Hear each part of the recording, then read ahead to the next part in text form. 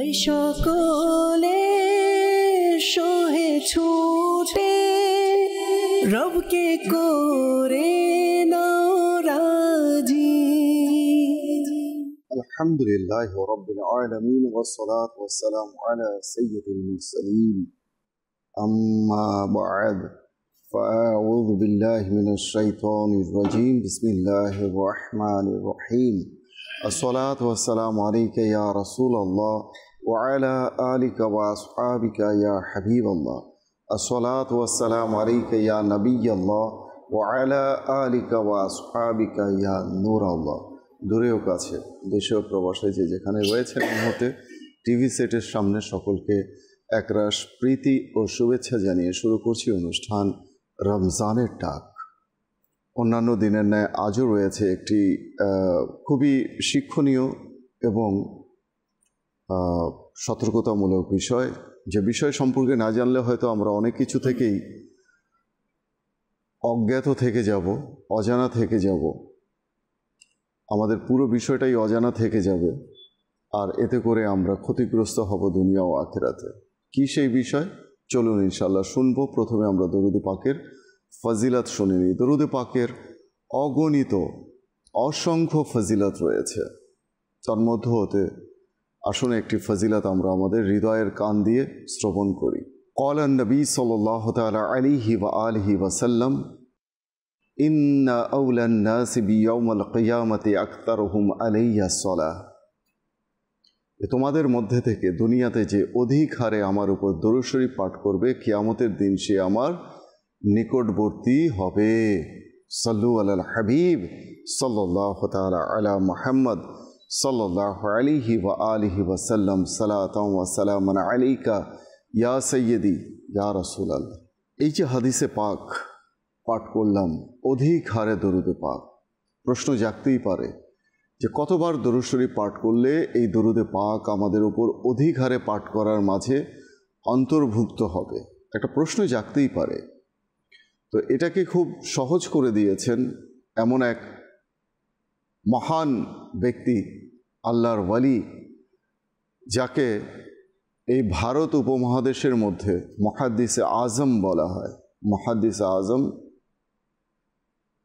আব্দুল হক মুহাদ্দিস দেহলভী রহমতুল্লাহি তাআলা আলাইহি, যিনি এই ভারত উপমহাদেশের যত হাদিস বেত্তা রয়েছেন, মুহাদ্দিস রয়েছেন, তাদের মধ্যে সবচেয়ে বড় যে মুহাদ্দিসে আজম তাকে বলা হয়, প্রখ্যাত মুহাদ্দিস। তিনি বলছেন, তিনি এই হাদিসে পাকের যে আকতারুহুম আলাইয়া সালাহ, এই যে অধিক হারে দরুদ শরীফ পাঠ করা, এই শব্দটিকে সহজ করে দিয়ে তিনি ব্যাখ্যা করেছেন যে ব্যক্তি দৈনিক 313 বার 313 টাইমস দরুদে পাক পাঠ করবে, তার এই দরুদে পাক পাঠ করা অধিক হারে দরুদ শরীফ পাঠ করার অন্তর্ভুক্ত হয়ে যাবে। সুবহানাল্লাহ। সাল্লু আলাল হাবিব সাল্লাল্লাহু তাআলা আলা মুহাম্মদ সাল্লাল্লাহু আলাইহি ওয়া আলিহি ওয়া সাল্লাম সালাতান ওয়া সালামান আলাইকা ইয়া সাইয়্যিদি ইয়া রাসূলুল্লাহ। হাদিসে পাকে বর্ণিত রয়েছে, নিয়্যাতুল মুমিনি খায়রুম মিন আমালি। Intention of Muslim is better than his action. So let's make some good intentions before watching this program. ভালো ভালো কিছু নিয়ত হওয়া চাই। অন্তত একটি নিয়ত আমি আপনাদের করতে বলবো, আর তা হচ্ছে এই শুরু থেকে শেষ পর্যন্ত আল্লাহ তাবারাক ওয়া তাআলার সন্তুষ্টি অর্জনের নিমিত্তে এই অনুষ্ঠান দেখব। এই অনুষ্ঠান থেকে যে সকল শিক্ষণীয় বিষয়াদি তথা মাদানী ফুল অর্জন করব, সেই ফুলগুলোকে যতনে হৃদয়ের ফুলদানিতে সাজিয়ে রাখবো এবং এর সুবাস দ্বারা নিজেকে সুবাসিত করব। পাশাপাশি এর সৌরভ দ্বারা অন্যান্য মুসলমানকেও আমরা সুরভিত করব, অর্থাৎ নেকির দাওয়াত দেব। সেই মহান হাদিসের উপর আমল করতে করতে, কি সেই হাদিসে পাক, আল্লাহ নবী সাল্লাল্লাহু তাআলা আলাইহি ওয়া আলিহি ওয়া সাল্লাম ইরশাদ করেছেন, বাল্লিগু আন্নী ওয়ালাউ আয়া, পৌঁছে দাও আমার পক্ষ থেকে যদি একটি আয়াত হয়। দর্শক, আসুন আমরা হামদে বারি তাআলা আমরা শ্রবণ করি, এরপর আমরা মূল আলোচনায় ইনশাআল্লাহুল করিম আমরা প্রবেশ করব। আমাদের স্টুডিওতে রয়েছেন এই মুহূর্তে আমার সঙ্গে নাতখা ইব্রাহিম আত্তারি রয়েছেন সঙ্গে আলোচক, আমাদের সঙ্গে রয়েছেন গেস্ট মোহাম্মদ আহমদ হোসাইন আত্তারি মাদানী, রয়েছেন মোহাম্মদ নূর হোসেন আত্তারি মুজাদ্দিদি, আমরা শুনবো ইনশাআল্লাহ তাআলা আলোচনা। প্রথমেই আমরা চলুন হামদে বারি তাআলা শ্রবণ করি।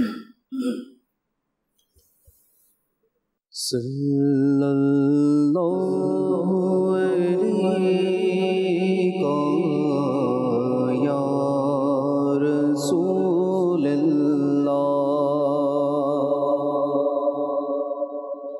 সাল্লাল্লাহু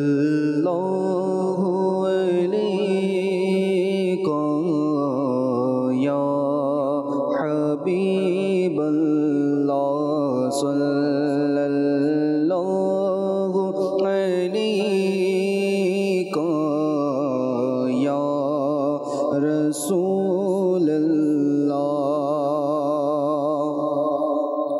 ও মাই কাছে ডেকে নাও না মদনী মদিনে ওয়ালে যখন হবে তোমার দিদার তখনই দিহ হবে আমার আমায় কাছে ডেকে নাও না মদনী মদিনে ওয়ালে হৃদয় তোমার ঠিকানা মদনী মদিনে ওয়ালে সাল্লাল্লাহু আলাইকা ইয়া রাসূলুল্লাহ সাল্লাল্লাহু আলাইকা ইয়া হাবিবাল্লাহ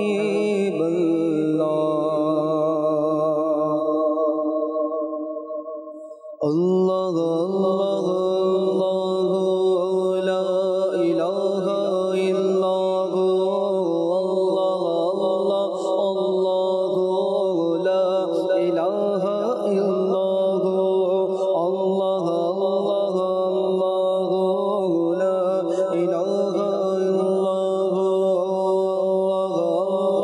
আল্লাহ লা ইলাহা ইল্লাল্লাহ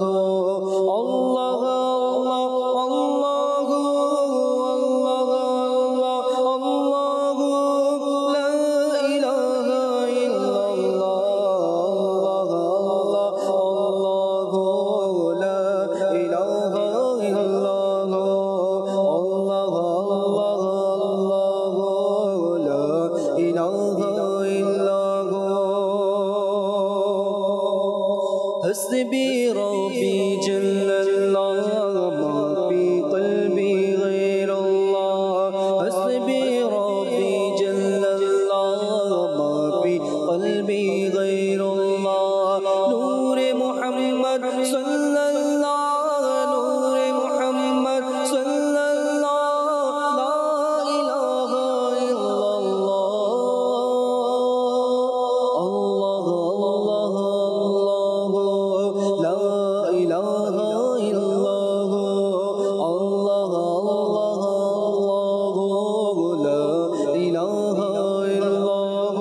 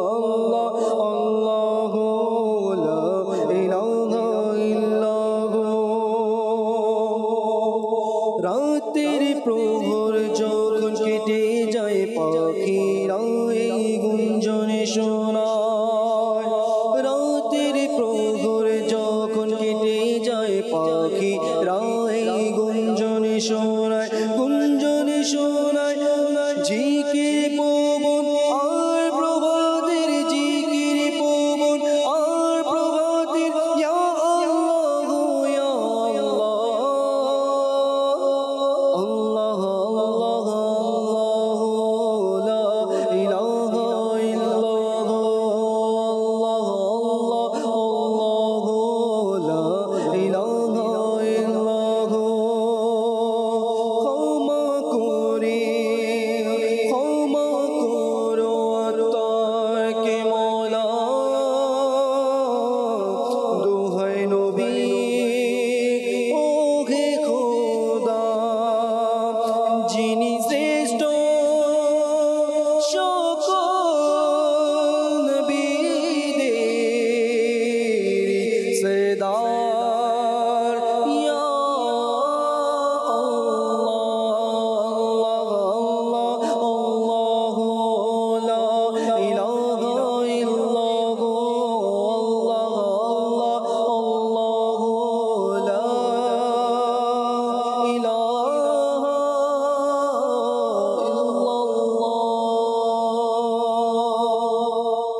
সুবহানাল্লাহ, সুবহানাল্লাহ, মাশাআল্লাহ। মাদানী চ্যানেলের দর্শক ও শ্রোতা, গলার যে সুর, এটাও কিন্তু আল্লাহ তাআলার নিয়ামত। এটা অনেক বড় নিয়ামত, অজস্র নিয়ামত আল্লাহ তাআলা আমাদেরকে দান করেছে। কিন্তু সেই সুর আমরা কোথায় ব্যবহার করছি, কি উদ্দেশ্যে ব্যবহার করছি, কার জন্য ব্যবহার করছি, সেটা হচ্ছে লক্ষণীয় বিষয়। এতক্ষণে হয়তো বুঝে গেছেন যে আজকের আলোচ্য বিষয় কি। আজকের আলোচ্য বিষয় হচ্ছে মিউজিক, অর্থাৎ সঙ্গীত। আমরা আজকে শুনব ইনশাআল্লাহ তাআলা এর সম্পর্কে, যে এর বৈধতা কতটুকু রয়েছে, গান বাজনা করা এর কতটুকু বৈধতা রয়েছে, কিংবা কি পন্থায় করলে সেটা বৈধ হবে আর কোন পন্থায় করলে বৈধ হবে না, আমরা ইনশাআল্লাহ শুনব। প্রথমেই আমি আসব আহমদ হোসেন ভাইয়ের কাছে। আহমদ হোসেন ভাই, কেমন আছেন আপনি? মাশাআল্লাহ, আজকেও আপনাকে পেয়েছি ফাইজানা সাহরিতে আপনি উপস্থিত হন, আলহামদুলিল্লাহ, খুব ভালো লাগে। আর রমজানের ডাক অনুষ্ঠানে আপনাকে পেয়েছি আমি, যদি এই অনুষ্ঠানটা নিয়মিত আমি বসি না, আজকে বসার সৌভাগ্য হয়েছে। আজকে আপনাকেও পেয়েছি, আপনার কাছ থেকে শুনব মিউজিক সম্পর্কে কিছু গুরুত্বপূর্ণ আলোচনা। প্রথমে তো যে মিউজিকটা রয়েছে, এটা এমনভাবে মুসলমানদেরকে আক্রমণ করেছে, আক্রান্ত করেছে, যে বর্তমানে খুব কম সংখ্যকই মুসলমান এই বাদ্যযন্ত্র থেকে, মিউজিক থেকে দূরে। অমুসলিমদের এই কাজটা, অমুসলিমদের এই প্রথাটা মুসলমানদের মধ্যে এমনভাবে মুসলমানদেরকে গ্রাস করছে যে হয়তোবা খুব কম সংখ্যক মুসলমান আছে যার মোবাইলের মধ্যে বা যার ঘরের মধ্যে অথবা যে মিউজিক থেকে দূরে। আল্লাহ তাআলার রহমতে দাওয়াত ইসলামের একটা পরিবেশ, যে পরিবেশ মানুষকে মিউজিক থেকে দূরে থাকার জন্য আহ্বান করছে। দাওয়াত ইসলামের এই পরিবেশ এবং দাওয়াত ইসলামীওয়ালারা এই মিউজিক থেকে দূরে থাকার চেষ্টা করতেছে, আলহামদুলিল্লাহ। মিউজিক এটা আসলে মূলত একটা শয়তানি কাজ, শয়তানি প্রথা। একটা আছে যে মিউজিক, একটা তো মনে করেন কিছু কিছু গান আছে হুজুর, একটা তো এমনি তো এটা নাজাইজ, হারাম, আল্লাহ এবং আল্লাহ রাসূল সাল্লাল্লাহু আলাইহি ওয়াসাল্লামের অবাধ্যতামূলক কাজ। এই গানের মধ্যে আবার কিছু কিছু গান আছে যেগুলো মায়াদাল্লাহ আল্লাহ তাআলার পানা কুফরির দিকে পর্যন্ত নিয়ে যায়। আর এই বিষয়ে শাইখে তরিকত আমির আহলে সুন্নাত কিন্তু একটা রিসালাও লিখেছেন। মানে কিছু গান আছে এমনিতেই তো মিউজিক এটা হারাম, জি জি, এটা নাজাইজ এবং হারাম এবং গুনাহের কাজ। এই গানগুলোর মধ্যে আবার এমন কিছু গান আছে যেই গানগুলো কুফরি পর্যন্ত হয়ে যায়, মাআযাল্লাহ ঈমান পর্যন্ত বরবাদ হয়ে যাওয়ার আশঙ্কা রয়েছে। এই নাপাক কাজটা, মিউজিকটা, এটা কোরআন এবং হাদিস বিরোধী কাজ। এটা রাসূল সাল্লাল্লাহু আলাইহি ওয়াসাল্লাম না করেছেন, সাহাবায়ে কেরাম আলাইহিমুর রিদওয়ানদের আমলের মধ্যে ওনারাও এই নাপাক কাজ থেকে দূরে থাকতেন। ফাইজানের সুন্নতের মধ্যে খুব সুন্দর একটা ঘটনা আছে। যে একবার উমর রাদিয়াল্লাহু তাআলা আনহু কোথাও যাচ্ছিলেন, হঠাৎ করে একটা মিউজিকের বাজনার একটা আওয়াজ শুনলেন। উনি সাথে সাথে ওনার আঙ্গুলের মধ্যে আঙ্গুলগুলো কানের মধ্যে প্রবেশ করিয়ে দিলেন আওয়াজটা না শোনার জন্য। কিছুক্ষণ যাওয়ার পরে উনি ওনার খাদিমকে জিজ্ঞেস করতেছে যে এখন কি বাজনার আওয়াজ আসতেছে, মিউজিকের আওয়াজ আসতেছে? বললেন না। তখন উনি কি করলেন, কান থেকে ওনার আঙ্গুলগুলো বের করলেন। তখন উনি নিষেধ করলেন যে এই মিউজিক এগুলো যে খারাপ, নাজাইজ, গুনাহ, এই বিষয়ে উনি নসিহত করলেন, নিষেধ করলেন। তো মিউজিক যে বাদ্যযন্ত্রটা রয়েছে এটা আসলে একটা খারাপ কাজ, এটা আল্লাহ এবং তার রাসূল সাল্লাল্লাহু আলাইহি ওয়াসাল্লামের নাফরমানির কাজ। আল্লাহ তাআলা সূরা লুকমানের মধ্যে এই বাদ্যযন্ত্র সম্পর্কে ইরশাদ ফরমান, এক শ্রেণীর লোক আছে যারা মানুষকে আল্লাহর পথ থেকে ভ্রান্ত করার উদ্দেশ্যে অন্ধভাবে গান বাজনা ও বাদ্যযন্ত্র সংগ্রহ করে এবং তা নিয়ে ঠাট্টা বিদ্রুপ করে। এদের জন্য রয়েছে অবমাননাকর শাস্তি।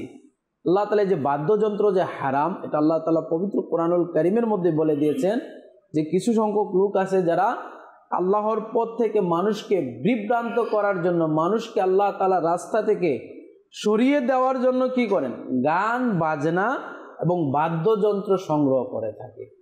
এবং আল্লাহ তাআলা এটাও বলেছেন নিশ্চয়ই তাদের জন্য কি রয়েছে, কঠিন শাস্তি রয়েছে, যন্ত্রণাদায়ক শাস্তি রয়েছে। তো যন্ত্রণাদায়ক শাস্তি তো তাদের জন্য যারা আল্লাহ তাআলা নাফরমানি করে, অর্থাৎ গান বাজনাটা আল্লাহ তাআলা নাফরমানি কাজ। যন্ত্রণাদায়ক শাস্তি তাদের জন্য যারা গুনাহ করে, তো গান বাজনা এটা গুনাহের কাজ। যন্ত্রণাদায়ক শাস্তি তাদের জন্য যারা আল্লাহ তাআলার অবাধ্য হয়, তো গান বাজনা এটা আল্লাহ তাআলার অবাধ্যতামূলক কাজ। তাছাড়া রাসূল সাল্লাল্লাহু আলাইহি ওয়াসাল্লাম বলেন, অবশ্যই অবশ্যই আমার পরে এমন কিছু লোক আসবে যারা জেনা, রেশম, নেশাদার দ্রব্য ও গান বাজনা বাদ্যযন্ত্রকে হালাল মনে করবে। যে বর্তমানের জামানার মধ্যে মানুষ এই বাদ্যযন্ত্রকে হালাল মনে করতেছে। মানুষ এই বাদ্যযন্ত্রকে মানে নিজের মনের এবং হৃদয়ের তৃপ্তি হিসেবে ব্যবহার করতেছে, অথচ এটার মধ্যে কিন্তু মনের কোনো তৃপ্তি নেই। অনেকে তো বলে থাকে যে বাদ্যযন্ত্র কোথাও নিষেধ করা হয়নি, বা বাদ্যযন্ত্র মানে এটা যে রয়েছে আত্মার একটা খোরাক, হৃদয়ের একটা খোরাক। এই যে মানুষ যে এটা কিন্তু আসলে সম্পূর্ণ ভুল ধারণা, ভুল কথা। এটা কোরআন এবং হাদিসের বিপরীত কথা। আল্লাহ তাআলা কোরআনের মধ্যে বলতেছে যে মনের আত্মার শান্তি রয়েছে আল্লাহ তাআলার জিকিরের মধ্যে। আর আল্লাহ তাআলার আল্লাহর ওলিরা সবচেয়ে বেশি মনের প্রশান্তিতে ছিল। আর ওনারা কিভাবে মনের প্রশান্তি পেয়েছে? আল্লাহ তাআলার জিকির করে, নামাজ পড়ে, রাসূল সাল্লাল্লাহু আলাইহি ওয়াসাল্লামের হাদিসে মুবারাকার উপর আমল করে। এই পৃথিবীর মধ্যে যদি আমরা মনের প্রশান্তি দেখতে চাই, তাহলে সব থেকে বেশি মনের প্রশান্তির দিক দিয়ে ছিল সাহাবা ইকরাম। কারণ রাসূল সাল্লাল্লাহু আলাইহি ওয়াসাল্লামের সোহবতে থেকে, রাসূল সাল্লাল্লাহু আলাইহি ওয়াসাল্লাম থেকে দিন শিখে তারা মনের শান্তিতে ছিল, মনের প্রশান্তিতে ছিল। তো ওনারা তো মাআযাল্লাহ এরকম নাপাক কাজের মধ্যে মনের শান্তি খুঁজে নেয়। ওনারা খুঁজে যে মনের শান্তি আল্লাহ তাআলার জিকিরের মধ্যে, যেটা আল্লাহ তাআলা কোরআনের মধ্যে বলেছেন যে আল্লাহ তাআলার জিকিরের মধ্যে কি রয়েছে, দিলের প্রশান্তি রয়েছে। যে সমস্ত মুসলমান বলে যে মনের প্রশান্তি গান বাজনার মধ্যে রয়েছে, না, এটা ভুল, এটা শয়তানের একটা ধোঁকা। হ্যাঁ, আপনার ভালো লাগতেছে না, আপনি কোরআন তেলাওয়াত শুনেন। কোরআন তেলাওয়াত যদি শুনেন, এটার মধ্যে মনের প্রশান্তি রয়েছে। আলহামদুলিল্লাহ, সূরা রহমান তো এত সুন্দরভাবে তেলাওয়াত করা হয়। কেউ যদি সূরা রহমানের অর্থ জানে আর সূরা রহমান যদি তেলাওয়াত শুনে, তাহলে মনের অজান্তে তার চোখ দিয়ে পানি চলে আসবে। আলহামদুলিল্লাহ, কোরআন তেলাওয়াতের মধ্যে মনের প্রশান্তি রয়েছে, নাতে মুস্তফার মধ্যে মনের প্রশান্তি রয়েছে। আমাদেরকে তো আলহামদুলিল্লাহ ইসলাম শরীয়ত মনের প্রশান্তি খোঁজার জন্য জায়েজ পদ্ধতিতে আমাদের মনের প্রশান্তি খোঁজার জন্য বলেছেন, এবং জায়েজ পদ্ধতিতে আমাদেরকে মনের প্রশান্তি দিচ্ছেন। কোরআন তেলাওয়াত শ্রবণ করা, কোরআন তেলাওয়াত আমরা যদি শ্রবণ করি মনের প্রশান্তি। আমরা যদি নাতে রাসূল, যেমন দেখেন একটা গান, মানুষ এটা কিন্তু তার মুখ দিয়ে কণ্ঠের মাধ্যমে বলতেছে, সুন্দর কণ্ঠের মাধ্যমে এটা উপস্থাপন করতেছে। আবার আরেকজন আশিকে রাসূল সুন্দর কণ্ঠের মাধ্যমে মানুষকে নাচ শোনাচ্ছে। আলহামদুলিল্লাহ, হাজারো নয় লাখো লাখো মুসলমান রয়েছে যারা নাতের মধ্যে নিজের প্রশান্তি খুঁজে পাচ্ছে। নাতের মধ্যে আল্লাহ তাআলার এবং আল্লাহর হাবিব সাল্লাল্লাহু আলাইহি ওয়াসাল্লামের প্রশংসা শুনে শুনে মনের আনন্দ পাচ্ছে। তো আমরা ওইটা অবলম্বন করি, যেটা মানুষ বলে ওইটা না, যেটা আল্লাহ এবং আল্লাহ রাসূল সাল্লাল্লাহু আলাইহি ওয়াসাল্লাম বলেছেন। যে আল্লাহর হাবিব সাল্লাল্লাহু আলাইহি ওয়াসাল্লাম বলেছেন না যে অবশ্যই আমার পরে কিছু লোক আসবে যারা বাদ্যযন্ত্রকে কি মনে করবে, হালাল মনে করবে।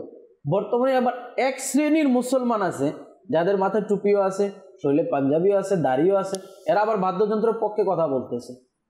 অথচ বাদ্যযন্ত্রটা তৈরি করলো কে? এ বাদ্যযন্ত্র বাজানো কি, এটা এই ইতিহাস না খুঁজে এরা কি করতেছে, মায়াজাল্লাহ বাদ্যযন্ত্রের পিছনে নিজেও ছুটতেছে। আবার এদের কারণে কিছু অবুঝ মুসলমান যাদের শরীয়তের জ্ঞান নাই, কোরআন হাদিসের জ্ঞান নাই, এরাও এদের পিছনে পিছনে ছুটতেছে। এক তো হচ্ছে যে অজ্ঞতার কারণে জি করা, আরেকটা হচ্ছে যে মানে এমনভাবে এটাকে উপস্থাপন করা দলিলাদি সহকারে, প্রমাণ সহকারে। তো যেমন আমরা মদের ব্যাপারেও শুনতে পাই, মদ পানের ব্যাপারে কে না জানে যে মদ পান করা হারাম। জি, ছোট থেকে নিয়ে বড় পর্যন্ত যারাই একটু মানে যাদেরই মোটামুটি একটু হোশ জ্ঞান আসে তারা শোনে, জানে বড়দের কাছে যে মদ পান করা হারাম। এতদ সত্ত্বেও সমাজে কিছু লোক দেখা যায় যে তারা বলে যে মদ পান করা হারাম না, মদ পানের পরে মাতলামি করা হারাম। তো এই যে বিষয়গুলো, এবং এটা নিয়ে অনেক শের ও শায়রিও চলে আসছে, আমরা শুনতে পাই।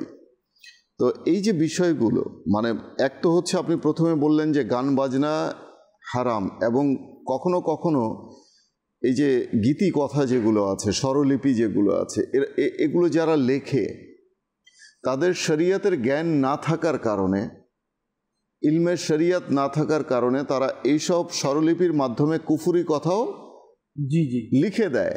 আর যারা কণ্ঠশিল্পী তারাও এগুলোকে অনবদ্যভাবে নির্দ্বিধায় পড়ে যায়। মানে একজনের লেখার মধ্যে কোনো জ্ঞান নেই যে আমি কি লিখবো কি লিখবো না, আরেকজন কণ্ঠ দিচ্ছে তারও সেই জ্ঞান নেই আমি কি পড়বো কি পড়বো না। তো এই যে মানে lacking of learning about religious knowledge, religious যেটা লার্নিং রয়েছে সেটা না থাকার কারণে মানুষ কিন্তু এ সকল গুনাহ করছে। দর্শক, খুবই চমকপ্রদ আলোচনা আমরা শুনছি, প্রাণবন্ত আলোচনা শুনছি, শিক্ষণীয় বিষয়াদি আমরা শুনছি। সঙ্গেই থাকুন। কিছু কল রয়েছে নূর হোসেন ভাই, আমরা কিছু কল আমরা সামিল করে নিই, এরপরে ইনশাল্লাহ আপনার কাছে আসব। এবং সঙ্গীত কোত্থেকে আসলো, কিভাবে আসলো সে সম্পর্কে যদি আমাদেরকে একটু আলোকপাত করেন। কিছু কল রয়েছে, আমাদেরকে কল শুনিয়ে দিন। আমার নাম মোহাম্মদ তাসিম। আমি কি কালাম শুনতে চাই? মদিনা আমাদের মদিনা শুনিয়ে দিলে আমি অনেক খুশি হব। মাশাআল্লাহ, ছোট বন্ধু আমাদেরকে কল করেছেন। মদিনা মদিনা আমাদের মদিনা শুনবো ইনশাল্লাহ। নাতখা রয়েছেন, যদি ওনার সংগ্রহে থাকে অবশ্যই আমরা শুনবো, সঙ্গেই থাকুন। যে পরবর্তী কল। আমার নাম আব্দুল কাদির। আমি সবসময় আপনাদের অনুষ্ঠান দেখি।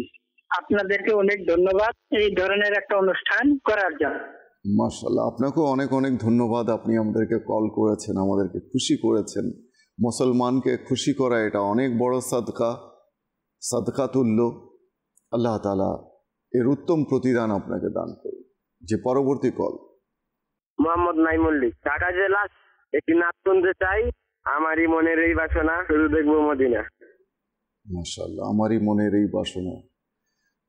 আমি বলবো ইব্রাহিম ভাইকে একটু কালামগুলোকে নোট করে নিতে স্মৃতি পটে, যেন এখান থেকে আমরা অন্তত একটি দুটি পংক্তি করেও একটি দুটি অন্তরাও আমরা শুনতে পারি। জি, পরবর্তী কল। আমি ঢাকা ধামরাই থেকে। এত সুন্দর একটি অনুষ্ঠান উপহার দেওয়ার জন্য সকল মোবাল্লিকদের শুকরিয়া কামনা করছি। আল্লাহ যেন সবাই নেক হায়াত দান করে, এভাবে যেন আমাদের সংশোধনের জন্য মাদানী চ্যানেল ইসলামের দাওয়াত দিতে পারে। মাদানী চ্যানেলের প্রতিষ্ঠাতা মোহাম্মদ ইলিয়াস আক্তার কাদেরী, তাকে যেন আল্লাহ নেক হায়াত দান করে, সুস্থতার জিন্দেগি দান করে। মাশাআল্লাহ, এটা আসলে খুবই খুশির বিষয় নূর হোসেন ভাই, যে আমির আহলে সুন্নাতকে আজকে সারা বিশ্বের মানুষ চিনে গেছে, জেনে গেছে। কোথাও কোথাও থেকে কল আসে আমির আহলে সুন্নাতের ব্যাপারে। এটা খুবই মানে অভিভূত হই, খুবই আনন্দিত হই, বিস্মিত হই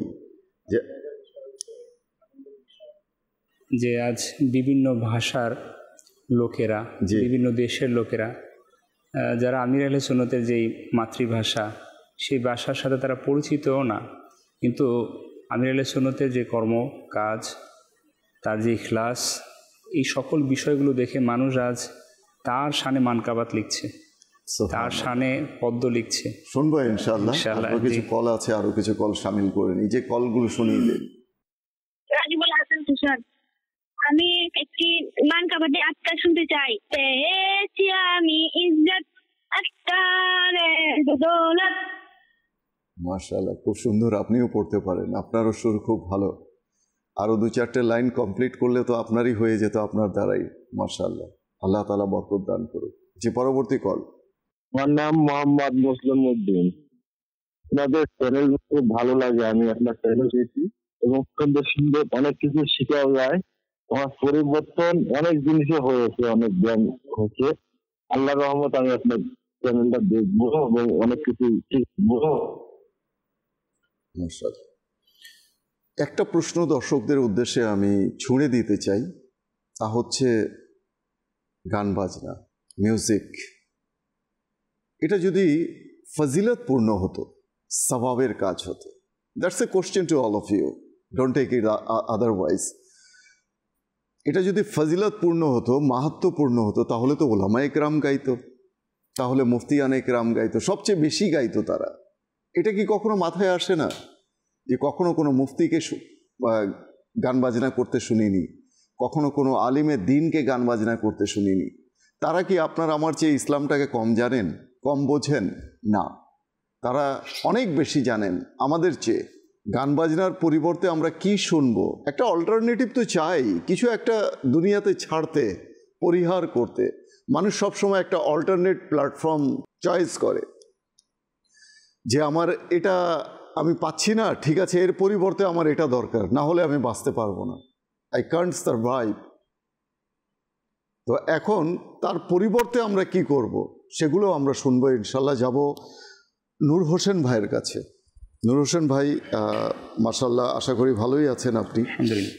অনেকদিন পর আপনাকে পেলাম স্টুডিওতে। আলোচ্য বিষয় হচ্ছে সঙ্গীত। জি, আপনার কিছু মূল্যবান কিছু মাদানী ফুল আশা করছি। আসলে এই বিষয়টা আমাদের আজ মুসলমান, আমরা মুসলমানের মধ্যে দাখিল রয়েছি, মুসলমানিত্বের মধ্যে আমাদের জীবন অতিবাহিত করছি, আমাদের জন্য খুবই গুরুত্বপূর্ণ একটি বিষয়। একটি ধূম্রজাল আমাদের মধ্যে আছে মিউজিকটা নিয়ে, আমরা আসলে এটা থেকে বের হতে পারছি না। সাধারণভাবে আজ অবস্থা এমন যে মুসলমানদের শিরায় উপশিরার মধ্যে প্রবেশ করে গিয়েছে মিউজিকটা। আপনি যদি দেখেন রফিক হুজুর, আজকে যেখানে আপনি দেখেন, আজকে আমাদের সারাদিনের পথ চলা যদি বলি, বাস, ট্রাক অথবা লঞ্চ, আপনি নিজের প্রাইভেট কার বলেন, গরুর গাড়ি বলেন, ঘোড়ার গাড়ি বলেন, আপনি যে কোনো একটা সর্বত্র আপনি যেখানে আপনি চলমান আছেন সেই জায়গাগুলোর মধ্যে আজকে মিউজিক।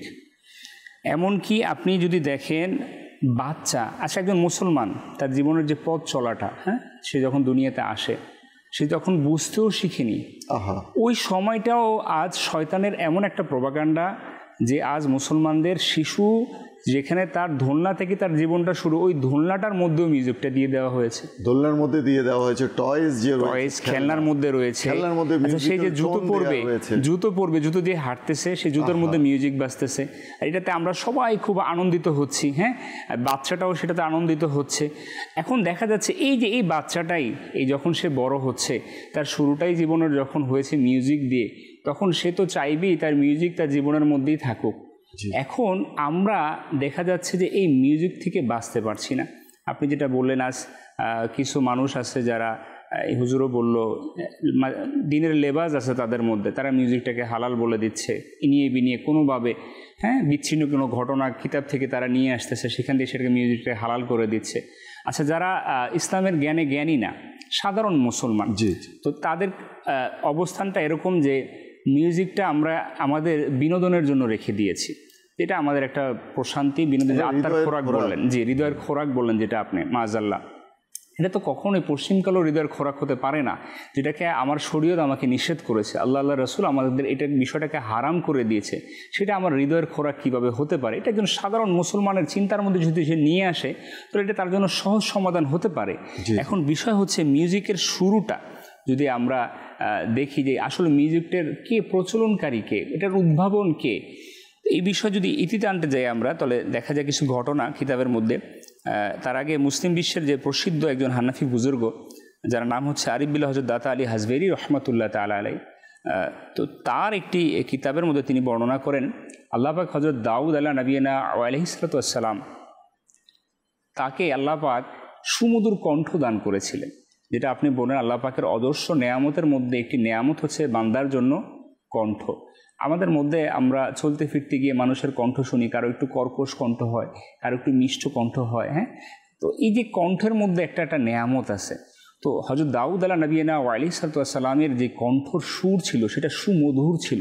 আল্লাহু আকবার। বর্ণনাতে আসে যে হযরত দাউদ আলাইহিস সালাম যখন তার এই সুমধুর কণ্ঠ দিয়ে আল্লাহ পাকের কালাম তিনি তেলাওয়াত করতেন, এই জমিনের অবস্থা কেমন হতো যে পাহাড়গুলো, যে জমিনের মধ্যে পাহাড়গুলো বিভোর হয়ে যেত। সুবহানাল্লাহ। বলা হয়েছে যে পাখিরা যখন উড়তো, ওই অবস্থা দাউদ আলাইহিস সালামের কণ্ঠ, সুমধুর কণ্ঠ থেকে আল্লাহ পাকের কালাম, সুমধুর কণ্ঠ এটা চলে আসতো তাদের কানে, পাখিগুলো পড়ে যেত এবং চলমান নদী, প্রবাহিত নদী সেটা স্থির হয়ে যেত। সুবহানাল্লাহ। কেমন কণ্ঠ ছিল, বলা হয়েছে যে জঙ্গলের মধ্যে যে পশু পাখিগুলো তারা স্থির থাকতে পারতো না। দাউদ আলাইহিস সালামের এই কণ্ঠের, সুমধুর কণ্ঠের কারণে তারা জঙ্গল থেকে বের হয়ে যেত। আচ্ছা, এমনও এসেছে ঘটনার মধ্যে, কিতাবের মধ্যে, আল্লাহু আকবার, ছোট্ট শিশুরা তাদের অবস্থা এমন যে তারা মায়ের দুধ খাওয়াকে ছেড়ে দিত, তারা এমনভাবে বিভোর হয়ে যেত যে দাউদ আলাইহিস সালামের কণ্ঠের ওই সুমধুর আল্লাহ পাকের কালাম তারা শুনতে থাকতো। এমনও এসেছে রফিক ভাই যে আল্লাহ পাকের কেমন দয়া দাউদ আলাইহিস সালামের জবানের মধ্যে, কণ্ঠের মধ্যে, যে তিনার তেলাওয়াতের সুরের মার্জনায় 100 নারীও ইন্তেকাল করে গিয়েছে। তো কেমন টোন ছিল তার, কেমন সুমধুর কণ্ঠ ছিল, কিন্তু সেটা প্রয়োগ হতো কোথায়? আল্লাহ পাকের সন্তুষ্টি বাক্যের মধ্যে, কালামের মধ্যে। তো বলা হয়েছে যে শয়তান যখন এই অবস্থা দেখলো জমিনের মধ্যে যে দাউদ আলাইহিস সালামের এই সুমধুর কণ্ঠে মানুষ বিভোর হয়ে আল্লাহ পাকের দিকে ধাবিত হয়ে যাচ্ছে, আল্লাহ পাকের দিকে বিভোর হয়ে যাচ্ছে, তখন শয়তানের শয়তানি বন্ধ থাকলো না। সে তার প্রোপাগান্ডাকে অন্যভাবে সেটাকে রূপান্তরিত করতে চাইলো। সে কি করলো? তখন সে বাঁশি ও তানপুরা এটাকে সে বানালো।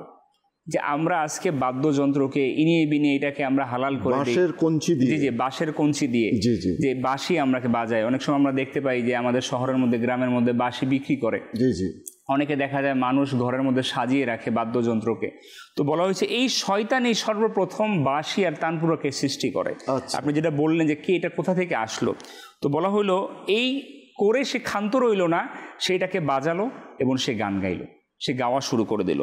তো এবার কি হলো, মানুষের মধ্যে দুইটা দল বিভক্ত হয়ে গেল। একটা দল যারা সৌভাগ্যবান, আল্লাহ পাকের নবী দাউদ আলাইহিস সালাম ইনার সাথে তারা রয়ে গেলেন।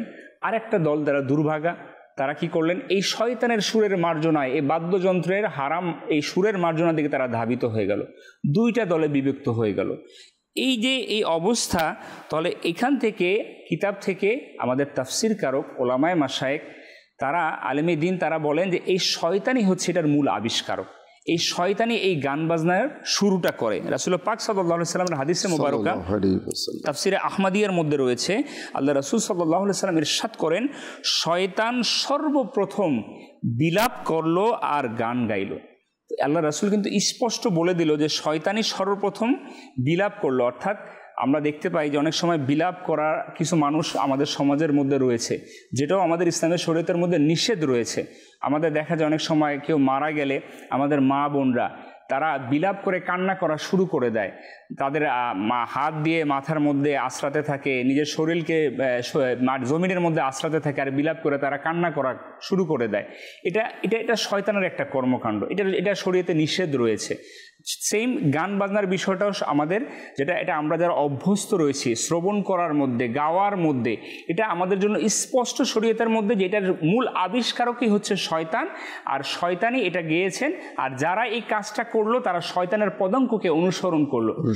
কিন্তু দুর্ভাগ্যের বিষয় হচ্ছে রফিক ভাই, আজকে আমাদের সোসাইটিতে, সমাজের মধ্যে, মানে এটা হচ্ছে আমি কি বলবো, আসলে এটা হাস্যকর একটা বিষয়। আজ আমাদের সমাজের মধ্যে দেখা যায় কণ্ঠ যারা দেয় গানের মধ্যে, সুর যারা দেয়, সুরকার বলে তাদেরকে, যারা যেটাকে লিখে তাদেরকে এটাকে লেখক বলে, যেটাই বলে, গীতিকার একজন আছে, সুরকার একজন আছে, গায়ক একজন আছে, মানে একজনকে এক পদে পদান্বিত করে দেওয়া হয় এবং তাদেরকে সম্মাননা প্রদান করা হয়। এটার মাধ্যমে কি হয়, আমাদের জেনারেশনকে তাদেরকে এটার মধ্যে ইমপ্রেশন দেওয়া হয় যে এটার যদি তোমরাও ধাবিত হও, এটার মধ্যে একটা সম্মান রয়েছে। কিন্তু দুর্ভাগ্যের বিষয় হচ্ছে এটার উপর কিন্তু মানে যেটাকে বলা হয়, জি, মানে মিউজিক্যাল ক্লাস যেটাকে বলা হয়, মিউজিক্যাল একাডেমি যাকে বলা হয়, সেখানে কিন্তু এটার উপরে কিন্তু আবার পিএইচডিও করছে। আচ্ছা আচ্ছা আচ্ছা, পিএইচডি, হ্যাঁ, এটার উপর ডিগ্রি প্রাপ্ত হচ্ছে মানুষ।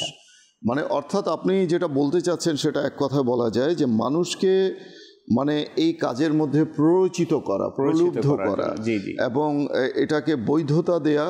একটা হচ্ছে মাদানী চ্যানেলের দর্শক ও শ্রোতা, যে আমি হারাম কাজ করছি, আমি মাকরুহ কাজ করছি, নাজায়েজ কাজ করছি, এটা এক জিনিস, মানে এটাকে বৈধতা দিচ্ছি না, এটা তো হারামই বলতেই হবে এটা। কিন্তু এটাকে অস্বীকার করা, এটা কেমন? একটা হচ্ছে গান বাজনা করা এবং এটাকে হারাম মনে করে করা, এটা তো গুনাহ। কিন্তু সেটাকে জায়েজ মনে করা, বৈধ মনে করা, কিংবা এটাকে অস্বীকার করা যে না গান বাজনা হারাম নয়, এটা কোরআনে নেই, হাদিস নেই, এটা কেমন? আমরা শুনবো ইনশাআল্লাহ তাআলা। পাশাপাশি এও শুনবো যে এই গান বাজনার মধ্যে এমনও কিছু গান রয়েছে যেগুলো অহরহ মানুষ শুনে থাকে, মানুষ বলে থাকে, গুনগুনায়, সাথে বাদ্যযন্ত্র হোক বা না হোক, আর সেই কথাগুলো মানুষকে কুফরির দিকে নিয়ে যায়, কুফর করে। আর কুফরের বিধান কি? ওলামায়ে কেরাম বলেন যে সে যে কুফরি করলো সে ঈমান থেকে খারিজ হয়ে গেল, তাকে কালেমা পড়ে, তওবা করে কালেমা পড়ে আবার তাকে ঈমানটাকে নবায়ন করতে হবে, ঈমানের মধ্যে আবার প্রবেশ করতে হবে। তো এই বিধানটা, এই যে হুকুমটা রয়েছে, এটাও তো আমরা জানি না। কয়জনে জানি যে ঈমানকেও নবায়ন করতে হয়? অনেক সময় তো আমরা জানি যে লাইসেন্স নবায়ন করতে হয়, কিংবা যে বিষয়গুলো রয়েছে যেগুলো ডেট এক্সপায়ার হয়ে যায়, সরকারি বিভিন্ন যে বিষয়াদি রয়েছে সেগুলোকে রিনিউ করতে হয়। হ্যাঁ, কিন্তু ঈমানকে নবায়ন করতে হয়, রিনিউ করতে হয়, এটা কি আমরা জানতাম? এটা জানতাম না। আমরা শুনবো ইনশাআল্লাহ তাআলা, একটা প্যাকেজ রয়েছে, ভিডিও প্যাকেজ আমরা শামিল করে নিই রোজাদারদের ফজিলত সম্পর্কে। এরপরে ইনশাআল্লাহ তাআলা আমরা একটি কালাম শুনবো। অনুরোধের যে কালামগুলো রয়েছে, ইব্রাহিম ভাইকে অনুরোধ করব সেই কালামগুলো আমাদেরকে শুনিয়ে দিতে। জি, সাল্লু আলাল হাবিব সাল্লাল্লাহু তাআলা আলা মুহাম্মদ সাল্লাল্লাহু আলাইহি ওয়াসাল্লাম। প্রিয় মাদানী চ্যানেলের দর্শকবৃন্দ, আসুন আমরা শ্রবণ করি পবিত্র রমজানুল মুবারক সম্পর্কিত 4টি বাণী। 1, যে রমজান মাসে একটি মাত্র রোজাও নীরবতা এবং প্রশান্তভাবে রেখেছে, তার জন্য জান্নাতে একটি ঘর সবুজ পান্না বা লাল পদ্মরাগ মণি দিয়ে তৈরি করা হবে। 2, প্রতিটি বস্তুর জন্য জাকাত রয়েছে। শরীরের জাকাত কি? জি হ্যাঁ, বলা হচ্ছে শরীরের জাকাত হচ্ছে রোজা, আর রোজা হচ্ছে ধৈর্যের অর্ধেক। আর অপর হাদিসে পাকের সুসংবাদ হচ্ছে ধৈর্যের প্রতিদান জান্নাত। 3, রোজাদারের ঘুমানো ইবাদত। রোজাদারের নীরবতা হলো তাসবিহ, রোজাদারের দোয়া হলো কবুল এবং রোজাদারের আমল হলো মকবুল। তাই আমাদের উচিত অন্যান্য নেক আমলের সাথে বিশেষ করে আল্লাহ তাআলার দরবারে ফরিয়াদ করা, প্রার্থনা করা, দোয়া করার এই সিলসিলাকেও জারি রাখা। বিশেষ করে দোয়া কবুলের কয়েকটি মুহূর্তের মধ্যে ফরজ নামাজের পর, তাহাজ্জুদের পর অনেক বেশি উপকারী হয়ে থাকে। আর আলহামদুলিল্লাহ, যেহেতু রমজানুল মুবারক চলমান রয়েছে, তাহাজ্জুদ আদায় করা সবার জন্য সুবর্ণ সুযোগ হয়ে থাকে। এই সুযোগকে যেন আমরা হাতছাড়া না করি, কেননা তাহাজ্জুদের জন্য ইশারের নামাজের পর ঘুমানো শর্ত হয়ে থাকে। তো স্বাভাবিকত সালাতুত তারাবি এর পর ঘুমানো হয়, ঘুম থেকে যখনই উঠব আমার আপনার জন্য তাহাজ্জুদের সময় শুরু হয়ে যাবে, তখনই আমার আপনার উচিত তাহাজ্জুদের নামাজ আদায় করা। যখন সেহরির ওয়াক্ত শেষ হবে তখন তাহাজ্জুদের ওয়াক্ত শেষ হয়ে যাবে। তাহাজ্জুদের নামাজ আদায় করার পর আল্লাহ তাআলার দরবারে পেরেশানি থেকে নাজাতের জন্য, গুনাহের মাগফিরাতের জন্য, উভয় জাহানের কল্যাণের জন্য ফরিয়াদ করা উচিত। কেননা ইতিপূর্বে আমরা হাদিসে পাক শুনেছি রমজানের রোজাদারের দোয়া কবুল। আল্লাহ তাআলা আমাদেরকে জান্নাতুল ফেরদাউসে রাসূলুল্লাহ সাল্লাল্লাহু আলাইহি ওয়া সাল্লামের প্রতিবেশিত্ব অর্জন করার দোয়া, উক্ত দোয়াতে শামিল করার তৌফিক দান করুক। সাল্লাল্লাহু আলাল হাবিব সাল্লাল্লাহু তাআলা আলা মুহাম্মদ সাল্লাল্লাহু আলাইহি ওয়া আলিহি ওয়া সাল্লাম। আমিন আমিন। আল্লাহ তাআলা প্রতিটি মুসলমানের পক্ষে এই দোয়া কবুল করুন। দর্শক, আসুন আমরা কিছু কালামের দিকে যাই। অনুরোধের কিছু কালাম রয়েছে, আমরা কালামগুলো শুনি, এরপরে আলোচনায় ফিরে আসবো ইনশাআল্লাহ। মদিনা মদিনা মোদের মদিনা, মোদের জন প্রাণ হতে প্রিয় মদিনা। মদিনা মদিনা আমাদের মদিনা। ডেকে নামায় তোমার চরণে আকা, ডেকে নামায় তোমার চরণে আকা, দেখিয়ে দাও মাকে প্রিয় মদিনা, দেখিয়ে দাও মাকে প্রিয় মদিনা। মদিনা মদিনা আমাদের মদিনা। মদিনায় আকা যেন হয় গো মোর মরণ, মদিনায় আকা যেন হয় গো মোর মরণ, হয় যেন কবর আমার প্রিয় মদিনায়, হয় যেন কবর আমার প্রিয় মদিনা। মদিনা মদিনা আমাদের মদিনা, মোদের জন প্রাণ হতে প্রিয় মদিনা। আমারি মনে রে বাসনা আল্লাহ, আমারি মনে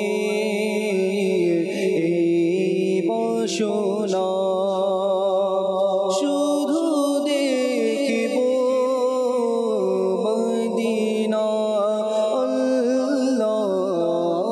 আমারি মনে বাসনা,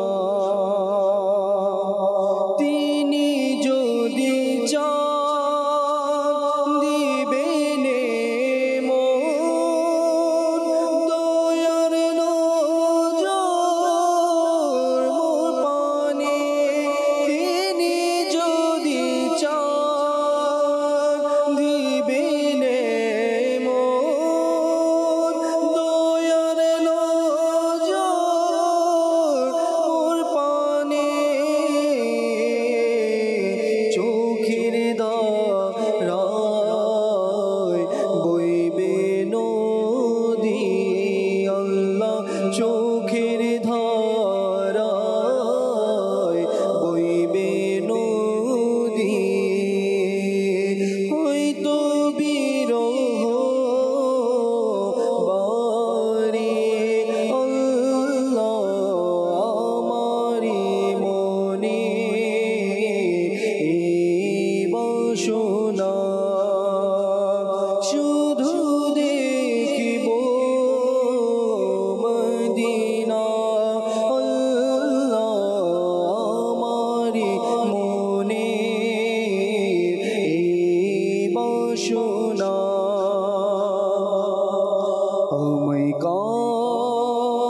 ডেকে নিও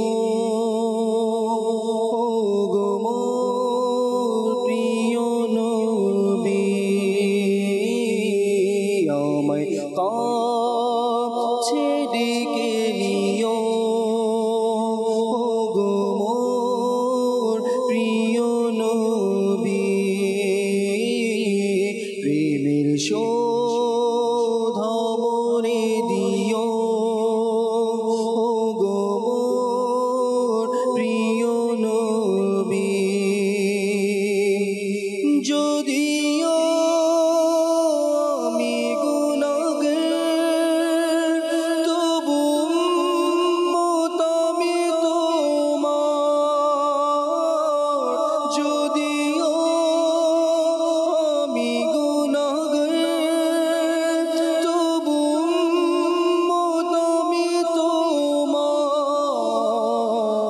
আমায় বুকে টেনে নিও গো মোর প্রিয় নবী আমায় কাছে ডেকে নিও গো মোর প্রিয় নবী অসহায় আমি দরিদ্র কোথায় গেলে তোমায় পাবো অসহায় আমি দরিদ্র তোমায় ছেড়ে কোথায় যাব তুমি আপন করে নিও গো মোর প্রিয় নবী আমায় আপন করে নিও গো মোর প্রিয় নবী এমনে আমি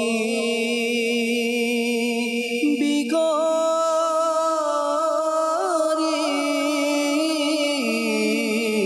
ইয়া রাসূলুল্লাহ পেতে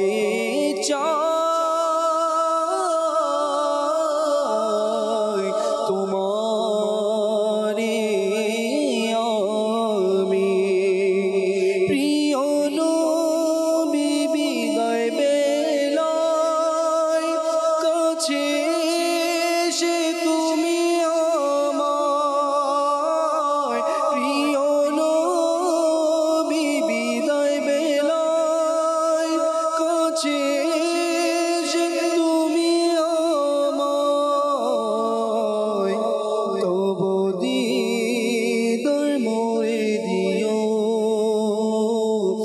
গো মোর প্রিয় নবী তবু দিদার মোরে দিও গো মোর প্রিয় নবী আধার কবরে আমারে সবাই যখন রেখে যাবে আধার কবরে আমারে যখন সবাই রেখে যাবে তুমি কবর উজ্জ্বল করো গো মোর প্রিয় নবী আমায় কাছে ডেকে নিও গো মোর প্রিয় নবী পেয়েছি আমি ইজ্জত আত্মারের বদৌলত পরিবর্তন হয়েছে কিসমত আত্মারের বদৌলত পেয়েছি আমি ইজ্জত আত্মারের বদৌলত পরিবর্তন হয়েছে কিসমত আত্মারের বদৌলত আমার মুর্শিদ যে আত্মার আমার মুর্শিদ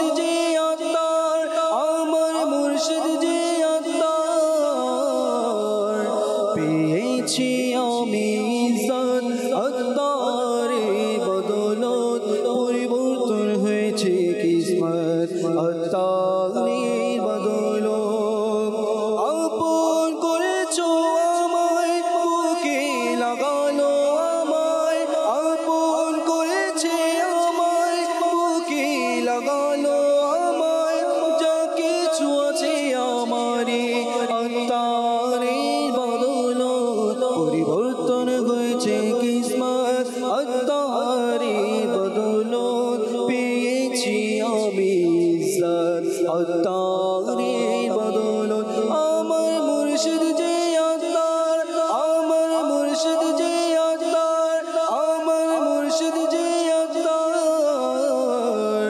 পেয়েছি আমি ইজ্জত আত্মারের বদৌলত পরিবর্তন হয়েছে কিসমত আত্মারের বদৌলত। মাশাআল্লাহ মাশাআল্লাহ। আল্লাহ তাআলা আমাদেরকে এভাবে গান বাজনার পরিবর্তে আমাদেরকে হামদে বারি তাআলা, নাতে রাসূল, মানকাবাত এগুলোর আল্লাহ তাআলা আশিক বানিয়ে দিই। দোয়াও তো করি, কেন দোয়ার মাধ্যমে মুমিনের ভাগ্য বদলে যায়। আমার মাঝে যে বদ অভ্যাস আছে তা আমি তো জানি, সেটার জন্য আমি দোয়া করি। ভালোটা কে না চায়? ভালো পড়তে চাই, ভালো খেতে চাই, ভালো থাকতে চাই। এই যে খাওয়া পড়া থাকা, সব ক্ষেত্রে আমরা রুচিশীলতার পরিচয় দেই, কিন্তু কিছু কিছু ক্ষেত্রে আমাদের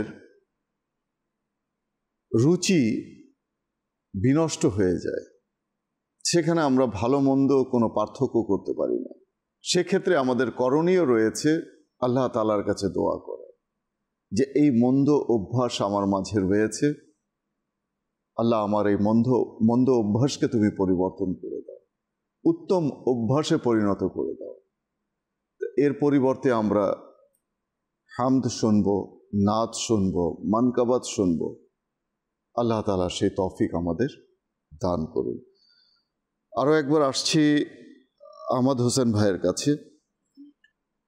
আমির আহলে সুন্নাত একটি রিসালা লিখেছেন যে গান বাজনার মাঝে 35টি কুফরি কালাম, সেখান থেকে কিছু কুফরি কালাম যদি আমাদেরকে শুনিয়ে দেন, এবং নূর হোসেন ভাইয়ের কাছে অনুরোধ করব যে আপনার কাছ থেকেও কিছু শুনবো ইনশাআল্লাহ। জি, এমন কিছু গান রয়েছে, এমন কিছু স্বরলিপি, গীতিকথা, তার মধ্যে কুফরি রয়েছে। সে গানগুলো কি কি, সেগুলো যদি আমরা চিহ্নিত করতে না পারি, সেগুলোকে যদি আমরা বাছাই করতে না পারি, তাহলে সেখান থেকে, সেই গুনাহ থেকে আমরা কি করে বাঁচব? জি, প্রথমত দেখতে হবে যে গানটা লিখছে কে, গানটা লিখছে।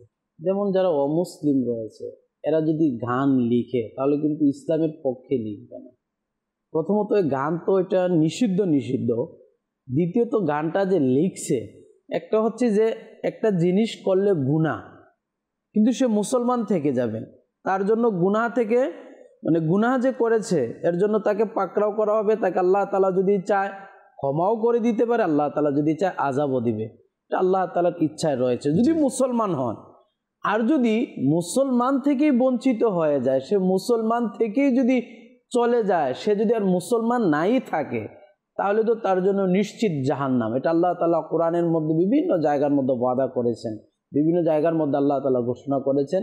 যারা অমুসলিম, যারা বিধর্মী, যারা মুসলমান নয়, তাদের জন্য আল্লাহ তাআলা জাহান্নাম রেখেছে। বলার উদ্দেশ্য ছিল এই আহমদ হোসেন ভাই, যে গুনাহ কুফরি দুটি নেতিবাচক এবং দুটি বর্জনীয়। জি জি, কিন্তু গুনাহ করলে শুধু গুনাহ, আর কুফরি করলে, মানে দুটোর তো বিধান আছে। একটা হচ্ছে ইস্তেগফার গুনাহ থেকে, ওইটাই বলতে চাচ্ছিলাম। এখন এই যে গানগুলো, আমরা তো জীবনে, অর্থাৎ যারা গানের প্রতি আসক্ত, যারা আশিক রয়েছে, এই গানগুলো যদি জীবনে একবারও গেয়ে থাকে, সে নিজেও জানে না যে সে কুফরি করেছে। বলার উদ্দেশ্য এটাই যে সেই গানকে চিহ্নিত করে সেখান থেকে কুফরি তওবার মাধ্যমে যেন বেরিয়ে আসে, এটা ছিল উদ্দেশ্য। জি, আমি ওইটাই বলতেছি যে এমনিতে গান তো গুনাহ, সাথে সাথে সে কুফরিও করে ফেলছে, তো আমাদেরকে ওই গানগুলো চিহ্নিত করতে হবে। জি জি, যে গানগুলো যারা লিখতেছে, যারা লিখছে, এরা কতটুকু মাআযাল্লাহ অনেক সময় আল্লাহ তাআলার উপর এহতেরাজ করে, আল্লাহ তাআলার উপর প্রশ্ন করে বসে, আল্লাহ রাসূল সাল্লাল্লাহু আলাইহি ওয়াসাল্লামকে প্রশ্ন করে বসে, তো এমনিভাবে এরা মুসলমান থেকে বঞ্চিত হয়ে যায়। এই গানগুলো যারা গায় তারাও মুসলমান থেকে বঞ্চিত হয়ে যায়, অমুসলিম হয়ে যায়। তখন আপনি যেটা পূর্বে বলছিলেন যে তার জন্য তখন নতুন করে কালমা পড়ে মুসলমান হওয়াটা আবশ্যক। অনেক সময় মাআযাল্লাহ যদি বিবাহ করে থাকে, কাফির হওয়ার কারণে বিবাহ থেকে কি হয়ে যায়, বিচ্ছেদ হয়ে যায়। এই অবস্থায় সে আরো অনেকগুলো হারাম কাজের মধ্যে লিপ্ত হয়ে যাচ্ছে। আমির আহলে সুন্নাত আমাদের প্রতি অনেক ইহসান করেছেন, উনি অনেক মুহসিন। এই মুসলমান জাতিকে, মুসলমানদেরকে এই সমস্ত কাজ থেকে বিরত রাখার জন্য উনি অনেকগুলো শের পংক্তি উনি তুলে ধরেছেন যে এই এই পংক্তিগুলো এগুলো কুফরি, এগুলো যদি কেউ পড়ে তাহলে সে কাফির হয়ে যাবে। এর মধ্যে আমির আহলে সুন্নাত গানের যে কুফরি ছন্দগুলো রয়েছে এর মধ্যে এক নাম্বার উনি তুলে ধরেছেন, সেব কা মোতি হে তু ইয়া আসমা কি দুল হে, তু হে কুদরত কা কারিশমা ইয়ে খোদা কি ভুল হে। একটা শের রয়েছে নাউজুবিল্লাহ মাআযাল্লাহ। তো এখানে আল্লাহ তাআলাকে ভুলকারী, মানে দুলের সাথে ছন্দ মিলাতে গিয়ে ভুল শব্দটা নিয়ে আসছে, যে কত মানে অজ্ঞতা, যে আল্লাহ তাআলার ভুল। আর নাউজুবিল্লাহ, আল্লাহ তাআলা ভুল থেকে পবিত্র। আল্লাহ তাআলা পবিত্র কোরআনুল কারীমের মধ্যে সূরা তোহার আল্লাহ তাআলা ইরশাদ ফরমান যে নিশ্চয় আমার রব না পথভ্রষ্ট হন আর না ভুলে যান। আল্লাহ তাআলা পবিত্র কোরআনুল কারীমের মধ্যে বলতেছে যে আল্লাহ তাআলা না পথভ্রষ্ট হন না ভুলে যান। আল্লাহ তাআলা হচ্ছে ভুল থেকে পবিত্র। কিন্তু আফসোসের বিষয় আজকাল অমুসলিমদের সাথে সাথে অনেক বড় একটা সংখ্যা মুসলমানদের যারা এই সমস্ত শেরগুলো পড়ে থাকে, এবং মাআযাল্লাহ অনেক সময় এরকম ঠাট্টা মশকরা করতে করতে বলে ফেলে কিন্তু যে আল্লাহ তাআলা তো তোমারে বানায় ভুল করছে। মাআযাল্লাহ মাআযাল্লাহ, আল্লাহ তাআলার পানা। এই যে আল্লাহ তাআলাকে ভুলকারী, আল্লাহ তাআলা ভুল করেছে বলাটা এটা কুফরি। আমির আহলে সুন্নাত এখানে তুলে ধরেছে। এরপরে আমির আহলে সুন্নাত আরেকটা শের তুলে ধরেছেন এখানে, দিল মে তুজে বেটাকার করুঙ্গি বন্ধু বাঁধ আঁখে, পূজা করুঙ্গি তেরি দিল মে রহুঙ্গি তেরি। তো এতে আমির আহলে সুন্নাত বলতেছে যে এটাও কি, এটাও আমির আহলে সুন্নাত কুফরি বলেছেন। এমনিভাবে আরো অসংখ্য মানে যেগুলো গান রয়েছে, যেগুলো কুফরি বাক্য দ্বারা সাজানো হয়েছে, কুফরি বাক্য দ্বারা লেখা হয়েছে, পংক্তি মিলাইতে গিয়ে, শের মিলাইতে গিয়ে। তো আমাদেরকে এই সমস্ত গান থেকে দূরে থাকতে হবে, এই সমস্ত কথাবার্তা বলা থেকে দূরে থাকতে হবে, আমাদেরকে এই সমস্ত গানগুলো পড়া থেকে আমাদেরকে দূরে থাকতে হইব কিন্তু।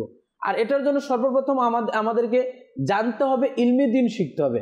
আলহামদুলিল্লাহ মাকতাবাতুল মদিনার যে বইটা রয়েছে হুজুর, ওই বইটা যদি কেউ পড়ে তাহলে এই শেরগুলো সে জানতে পারে যে কোন কোন শেরগুলো সে কি করেছেন, কুফরি কোন কোন শেরগুলো কুফরি, এটা সে জানতে পারবে। আমাদেরকে এই বিষয় জানতে হইব, মাকতাবাতুল মদিনার বই পড়তে হইব, উলামাদের বই পড়তে হইব, এবং যারা সহিহুল আকীদা আলিম রয়েছে উনাদের বয়ান, উনাদের আলোচনা আমাদেরকে শুনতে হইব।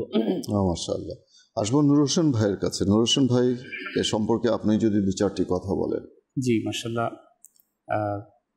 আমাদের যারাই গানের প্রতি আসক্ত, মিউজিকের প্রতি আসক্ত, আমরা যারা শুনি অনেক সময় আমরা সুরের মার্জনায় হারিয়ে যাই, সেখানে বাক্যগুলো কি চয়ন করা হচ্ছে আমরা সেদিকে খেয়াল করি না।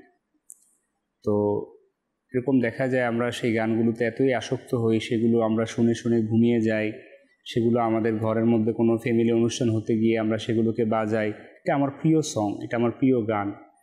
তো দেখা যাচ্ছে যে আমি সেটাকে এমনভাবে এস্টাবলিশ করতেছি যে মানুষ সেটা যাতে করে অন্তরে গেঁথে যায়। আপনি দেখবেন কিছু বিষয় যদি বারবার আপনার কানের সামনে পুনরাবৃত্তি করা হয়, সেটা অটোমেটিকলি আপনার জবানের মধ্যেও চলে আসে, আপনার অন্তরের মধ্যেও গেঁথে যায়। তো শয়তানের প্রোপাগান্ডাটা এরকম যে যারা ইসলাম থেকে অনেক দূরে, তো তাদের মাধ্যমেই কিন্তু এই কাজগুলো আস্তে আস্তে বেড়ে যায়। তো কুফরি বাক্যগুলো এমন এমন কুফরি বাক্য মাআযাল্লাহ, যেটা বান্দাকে খোদা থেকে দূরে সরিয়ে দেয়, যেটা বান্দাকে ইসলাম থেকে দূরে সরিয়ে দেয়। অসংখ্য এরকম কালাম রয়েছে, অসংখ্য এরকম বাক্য রয়েছে। দেখুন, যারা এই গানগুলো লিখছে, যারা সঙ্গীত মিউজিক্যালের সাথে সম্পৃক্ত রয়েছে, তাদের আসলে চাহিদাটা কোথায়? তাদের চাহিদাটা দুনিয়াতে, তাদের স্বার্থটা দুনিয়াবাদী স্বার্থ। তাদের কিন্তু আল্লাহ তাআলার সাথে কোনো সম্পৃক্ততাই নেই, দিনের সাথে কোনো সম্পৃক্ততাই নেই। যদি তাদের অবস্থা এমন হয় তাহলে আমি তাদের গান কেন শুনবো? আমি তাদের সাথে কেন আমার সম্পর্ক রাখবো? এখন এটাকে আমি চিন্তা করি নাই বিধায় কিন্তু আমিও একেবারে নির্দ্বিধায় সে হারামের সাথে সম্পৃক্ত হয়ে যাচ্ছি। আচ্ছা, এটা কেমন লাগবে যে শুনতে যে তোমার মধ্যে খোদা দেখা যায়, জান্নাত তোমার জন্যই খোদা বানিয়েছে, তুমি না হলে খোদা কিছুই সৃষ্টি করতো না। তো আমি কার সামনে, কার শানে, কার সম্মান, এগুলো আমি বলছি। তো আমি একটু নিজের বিবেক দিয়ে চিন্তা করি যে আমি একটা নগণ্য সৃষ্টি, যে সৃষ্টি আল্লাহ তাআলার একেবারেই নগণ্য, যার অস্তিত্ব কোনো মূল্যই নেই, হ্যাঁ, তো আমি তাকে মাআযাল্লাহ খোদার সাথে তুলনা করে দিচ্ছি, যেখানে আল্লাহ তাআলার সর্বসৃষ্টির সেরা, সর্বশ্রেষ্ঠ সেরা নবী সাল্লাল্লাহু আলাইহি ওয়াসাল্লাম, তার শান মান এত বুলন্দ যে আল্লাহ পাক স্বয়ং তার শানমানকে বুলন্দ করেছেন। ওয়ারাফা'না লাকা যিকরাক, সেখানে আল্লাহ পাকের হাবিব সাল্লাল্লাহু আলাইহি সাল্লামের শান মান গাইতে গিয়েও ওলামায়ে মাশায়েখগণ যারা রয়েছেন, যারা নাত লিখেন, তারাও চিন্তা করেন কলম ধরতে গিয়ে যে আমি আমার নবীর শান লিখতে গিয়ে না মাআযাল্লাহ কোনো কুফরি না করে ফেলি, আল্লাহ তাআলার শানের সাথে যাতে আমি সমতুল্য না করে ফেলি। তো সেইখানে আমি একজন দুনিয়াবী স্বার্থবাদী হয়ে সেখানে একটি কথা লিখতে গিয়ে, বাক্য লিখতে গিয়ে মাআযাল্লাহ আমি হারাম লেখাটা লিখে ফেলছি। আর যেটা আমাদের আজকের মুসলমান যুব সমাজ সেটাকে বিনবিনিয়ে গাইছে, সেটাকে তার অন্তরের খোরাক বানাচ্ছে। এটা তো অন্তরের খোরাক না, এটা মূলত আমার রুহানিয়াতকে নষ্ট করছে। এটা আমার যে অন্তরে আল্লাহ পাকের, যখন আমি একজন মুসলমান ঘরের মধ্যে জন্মগ্রহণ করেছি, ইসলামের দৌলত আমি পেয়েছি, আমার অন্তরে যখন ইসলামের নূর রয়েছে, যখন আমি এই মাআযাল্লাহ হারাম এই গান, এই মিউজিক আমি শ্রবণ করছি, আমি গাইছি, তখন আমার এই অন্তর থেকে ইমানের নুরানিয়াত সেটা বের হয়ে যাচ্ছে, রুহানিয়াত সেটা নষ্ট হয়ে যাচ্ছে, যেটার জন্য আমি আল্লাহ পাকের কালামে তৃপ্তি পাই না, যেটার জন্য আমি নাতে মুস্তাফা সাল্লাল্লাহু আলাইহি সাল্লাম শ্রবণ করে আমার কাছে আনন্দ লাগে না, আমার কাছে অন্তরে সেটা প্রশান্তি অনুভূতি হয় না। গুনাহের মাঝে আমার আনন্দ হয়, গুনাহের মাঝে আমার প্রশান্তি হয়। মাআযাল্লাহ আজকে দেখা যায় রফিক ভাই, আমাদের দুর্ভাগ্য এরকম যে আমাদের সমাজের মধ্যে আমরা নেয়ামত প্রাপ্ত হয়ে যে আমরা অনেক সময় কিছু কার্যাবলী করে থাকি, যে কাজগুলো আমাদের মাশাআল্লাহ শুকরিয়া জ্ঞাপন করার কথা ছিল আল্লাহ পাকের দরবারে, কিন্তু সেটাকে আমরা মাআযাল্লাহ হারামের দিকে নিয়ে যাচ্ছি। তো বলা হয়েছে, কিতাবের মধ্যে এসেছে দুইটি আওয়াজ, দুনিয়া ও আখিরাত অভিশাপ এটা দেওয়া হয়েছে দুটি আওয়াজকে। এক নম্বর আওয়াজ হচ্ছে নেয়ামতের সময় বাজনা বাজানো, আর 2 নম্বর হচ্ছে বিপদের সময় চিৎকার করা। ইমাম জালালউদ্দিন সুয়ুতী শাফি রহমাতুল্লাহ তাআলা তিনি উদ্ধৃত করেন যে গান বাজনা থেকে নিজেকে বাঁচাও, কেননা এটি এমন একটি কামভাবকে উদ্বুদ্ধ করে এবং আত্মসম্মান বোধকে ধ্বংস করে দেয়, আর এটি হলো মদের স্থলাভিষিক্ত, এতে নেশার মতো প্রভাব রয়েছে। আল্লাহু আকবার। যে ব্যক্তি গায়িকার পাশে বসে কান লাগিয়ে মনোযোগ সহকারে শুনে, তবে আল্লাহ পাক কিয়ামতের দিন তার কানে সীসা ঢেলে দিবেন। এবং গান ও কৌতুক অন্তরে এমনভাবে নিফাক অর্থাৎ কপটতা সৃষ্টি করে, যেমনিভাবে পানি উদ্ভিদকে জন্ম দেয়। শপথ ওই মহান সত্তার, যার কুদরতের আয়ত্তে আমার প্রাণ, নিঃসন্দেহে কোরআন ও আল্লাহ তাআলার জিকির অবশ্যই অন্তরে এমনভাবে ইমানকে জাগিয়ে তুলে, যেমনিভাবে পানি সবুজ ঘাসকে জন্ম দেয়।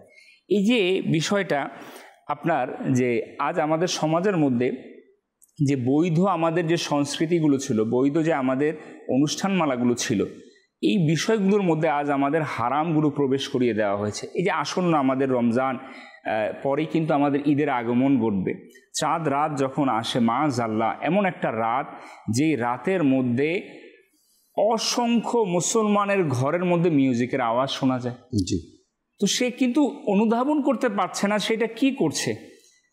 সে এমন একটা অবস্থা যে আমাদের আজকে শিক্ষা প্রতিষ্ঠানগুলো, যেই শিক্ষা প্রতিষ্ঠান থেকে আমাদের নৈতিক মূল্যবোধ শিক্ষা প্রদান করা হয়, মানুষ গড়ার কারিগর যেখান থেকে আমরা হই না, যেখান থেকে আমরা মানুষের মতো মানুষ বের হয়ে আসব, সেইখান থেকে আমাদেরকে এই হারাম শিক্ষা দেওয়া হচ্ছে। সেখানে এমন বিনোদনের নামে গান বাজনাকে এস্টাবলিশ করে দেওয়া হচ্ছে। আমাদের সন্তানরা সেই গান বাজনার মধ্যে প্রবেশ হচ্ছে, আমাদের বাংলা সংস্কৃতির মধ্যে, সভ্য সংস্কৃতির মধ্যে। আজ আমাদের কিছু অসাধু যারা জ্ঞানপিপাসু তারা মনে করছে এই বিষয়গুলো দিয়ে দিলে হয়তোবা আমাদের সমাজটা আরও আমাদের সংস্কৃতিগুলো সুন্দর করে ফুটে তুলবে। মাজালা তো সেটার মধ্যে আমাদের গানের মতো হারাম সংস্কৃতিকে দিয়ে দেওয়া হচ্ছে। এর মধ্যে কি হচ্ছে, যার মাধ্যমে আমাদের যে একটা ধ্বংসলীলা, আমাদের যে একটা চারিত্রিক যে অবস্থা সেটাকে ধ্বংস করে দেওয়া হয়, যেটাকে মদের নেশার সাথে তুলনা করা হয়েছে। ইমাম জালালউদ্দিন সৈয়দী শাফি রহমাতুল্লাহ তিনি কি বলেছেন, এটাকে মদের স্থলাভিষিক্ত বলেছেন। দেখবেন গানের বিবর এমনভাবে মানুষ হারিয়ে যায়। আমির আহলে সুন্নত ইনাকে মেইল করে একটা ঘটনা দেওয়া হয়েছিল যে এক যুবক সে কানের মধ্যে হেডফোন লাগিয়ে গান শুনতে শুনতে সে এমনভাবে সুরের মার্জনায় বিভোর হয়ে গিয়েছিল, সে রেল লাইনের উপরে উঠে গিয়েছিল। পরিবর্তিতে কি হলো, রেল তার উপর শরীরের উপর দিয়ে চলে গেল। তো কি হলো, পুরো গানের মার্জনা, সুরের মার্জনা সে ডুবে গেল। এখন এটার মাধ্যমে কি হলো, সে নিজের অস্তিত্বকে ধ্বংস করে দিল। ঠিক একইভাবে যখন গান বাজনা এইভাবে সে শুনতে অভ্যস্ত হয়ে যায়, সে যখন রাস্তার মধ্যে জ্যামে গাড়িতে বসে থাকে, তার কোনো কাজ নেই, কানে হেডফোন লাগিয়ে সে গান শুনতে থাকে। অবসর সময় কোনো কাজ নেই, সে তখন গান বাজনা শুরু করে দেয়। এমন একটা অবস্থা, তার উঠা বসা চলা ফেরা যখনই সেই সময় পায়, সুযোগ পায়, সে গানটাকে নিজের মধ্যে অভ্যস্ত করে দেয়। জি, বললেন যে আমির আহলে সুন্নতের কাছে মেসেজ আসছে যে কানে হেডফোন লাগিয়ে এসে যাচ্ছিল, তাকে রেল পিষে দিয়েছে। তো আমরা কিন্তু জানি না, প্রত্যেকটা মানুষ যে গান শুনতেছে, যে গান লিখতেছে, প্রত্যেকটা মানুষই কিন্তু বলে যে আমরা জানি না কখন মৃত্যু চলে আসে। আমাদের মৃত্যু সম্পর্কে কিন্তু আমাদের কারো ধারণা নাই। কিন্তু কত বড় নাফরমান যে আমার মৃত্যু সম্পর্কে কিন্তু আমি জানি না, কিন্তু আমি গান শুনতে শুনতে যদি মৃত্যু হয় আমার, বা গান বাজনা শুনতে শুনতে যদি আমার মৃত্যু হয়, তাহলে আমার অবস্থাটা কোথায় হবে, আমার অবস্থাটা কোথায় আমি যাব। একে যদি বলেন মৃত্যুর আগে যে ভাই তুমি কোনটা পছন্দ করো, যে তুমি মসজিদের মধ্যে নামাজরত অবস্থায় মৃত্যুবরণ করাটা পছন্দ করো, না গান বাজনা শুনতে শুনতে মৃত্যুবরণ করাটা পছন্দ করো, সে বলবে যে আমি তো চাই, যেহেতু আমি মুসলমান, আমি মসজিদের মধ্যে নামাজরত অবস্থায় মৃত্যুবরণ করব। তাহলে তুমি তো জানো না যে তোমার কখন মৃত্যু চলে আসবে। তুমি যে গান শুনতেছো বসে বসে, তুমি মিউজিক শুনতেছো বসে বসে, সফররত অবস্থায় হাঁটতে চলতে ফিরতে, মাজাল আল্লাহ না করুক, এই তোমার হাঁটতে চলতে ফিরতে তো মৃত্যুটা চলে আসতে পারে। তখন তোমার অবস্থানটা কোথায় হবে। আরেকটা দুঃখের বিষয় হচ্ছে তুষার ভাই, আজকে মুসলমান, আপনি যেটা বলছিলেন যে গান বাজনা মুসলমানকে এমনভাবে গ্রাস করছে, মুসলমানদের যে অনুষ্ঠানগুলো, উৎসবগুলো, আজকে ওই অনুষ্ঠান উৎসবগুলো পর্যন্ত কি মানে গান বাজনা থেকে দূরে না। বিবাহ শাদী করাটা হুজুর, এটা এমন একটা পবিত্র বিষয় যেটা রাসূল সাল্লাল্লাহু আলাইহি ওয়াসাল্লামের সুন্নতে মুবারাকা। তারপরে খতনা, এটাও সুন্নতে ইব্রাহিম। এই জিনিসগুলো কিন্তু বর্তমানে গান বাজনার মতো অনুষ্ঠানের জন্য, ডিজে পার্টির জন্য একটা উপলক্ষ চাই। জি জি জি, একটা উপলক্ষ চাই যে আমার এই অনুষ্ঠানে আমার এটা করতে হবে, অনুষ্ঠানে এটা করতে হবে।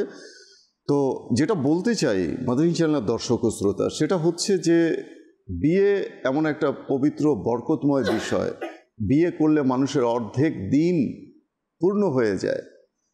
বিয়ের মাধ্যমে আল্লাহ রসুল ফরমান যে বিয়ে করে নাও তোমরা ধনী হয়ে যাবে।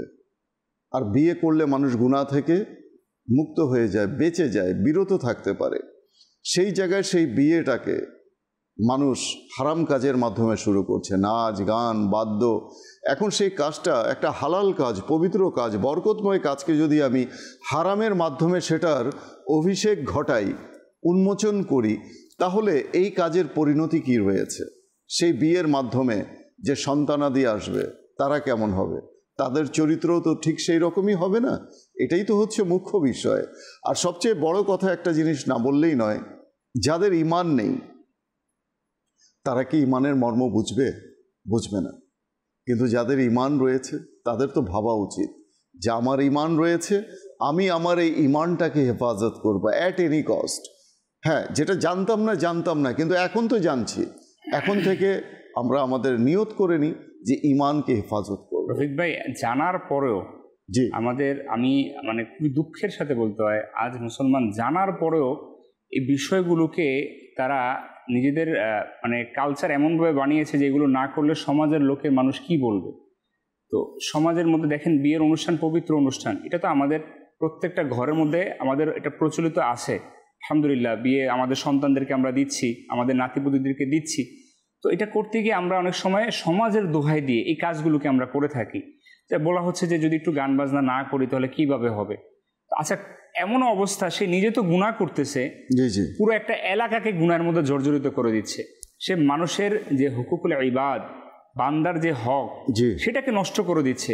মাআযাল্লাহ রাত 1টা 2টা পর্যন্ত মিউজিক বাজিয়ে সাউন্ড বক্স দিয়ে পুরো এলাকাটাকে গরম করে দিচ্ছে, মানুষের ঘুমকে নষ্ট করে দিচ্ছে। সামনে পাশেই মসজিদ, মসজিদের সাথেই তার বিল্ডিং, সে ছাদের মধ্যে এমন গানের আওয়াজ তৈরি করছে যে পুরো একটা এলাকার মানুষকে জানান দিচ্ছে যে এই বাড়িতে বিয়ে হচ্ছে। তো আপনি কিভাবে জানান দিচ্ছেন? যদি 10টা 100 মানুষকে আপনি দাওয়াত দিয়ে খাইয়ে জানান দিচ্ছেন তাহলে সেটা তো শরীয়ত সম্মত, বোঝা গেল আপনি মেহমানদারি করেছেন। আপনি জানান দিচ্ছেন মানুষ জানুক আজকে আমার সন্তানের বিয়ে, কিভাবে? পুরো এলাকাকে গান বাজিয়ে, সেটা হারাম গানের মাধ্যমে। এমনটা না যে সে তার ছেলের অনুষ্ঠানের মধ্যে নাতের আয়োজন করেছে, আল্লাহ পাকের হামদের আয়োজন করেছে যে মানুষ শুনবে, আল্লাহ পাকের প্রশংসা, মানুষের অন্তর প্রশান্তি পাবে। এমনটা না করে মাআযাল্লাহ আজ আমাদের সংস্কৃতিগুলো অপসংস্কৃতির দিকে ধাবিত হচ্ছে। এই প্রচলন কোথা থেকে আসলো? এটা কি নবী করিম সাল্লাল্লাহু আলাইহি ওয়াসাল্লাম করেছেন, সাহাবাই কেরাম করেছেন, আউলিয়া কেরাম করেছেন, বিজ্ঞজনেরা করেছেন? না, এই কাজ তো কেউ করেনি। তাহলে কোথা থেকে ভাই আমি এটা শরীয়ত সম্মত জায়েজ করে দিলাম? আমি এটাকে আমার সমাজের দোহাই দিয়ে আমি আমার বিয়ের অনুষ্ঠানের মধ্যে ছেলের লক্ষ টাকা খরচ করে আমি সাউন্ড বক্স বানিয়ে সঙ্গীত শিল্পী এনে আমি গান বাজিয়ে এলাকাকে জানান দিলাম। আমি কি আল্লাহ তাআলার দরবারে জবাব দিব না? আমাকে আল্লাহ তাআলার দরবারে জবাব দিতে হবে না? কেন আমি এই কাজ করলাম? আমার জাস্ট একটু মাথায় রাখতে হবে যে আমি যে কাজ করতেছি সেটা কি আল্লাহ পাকের সন্তুষ্টিমূলক কাজ কিনা। তখন কিন্তু পরিবারে অনেকে বাধা দেয়। প্রত্যেকটা পরিবারে আছে কেউ না কেউ যাদের বিবেক জাগ্রত, তখন তো এটাই বলা হয় একটু করতে দাও না, একবারই তো হবে। বারবার তো হবে না, বিয়েটা জীবনে একবারই হয়। তো সেই জায়গায় এই গুনাহের বৈধতা এটা একবার দিয়ে দাও, সে নিজেও জানে কিন্তু এটা গুনাহ, যেটা আপনি বলতে চাচ্ছেন। তো মাদানী চ্যানেলের উদ্দেশ্যে একটা জিনিসই বলবো, মাদানী চ্যানেলের দর্শক যারা রয়েছেন, তওবা করি, নিয়ত করি, আসুন আমরা এই হারাম কাজ থেকে বিরত থাকি।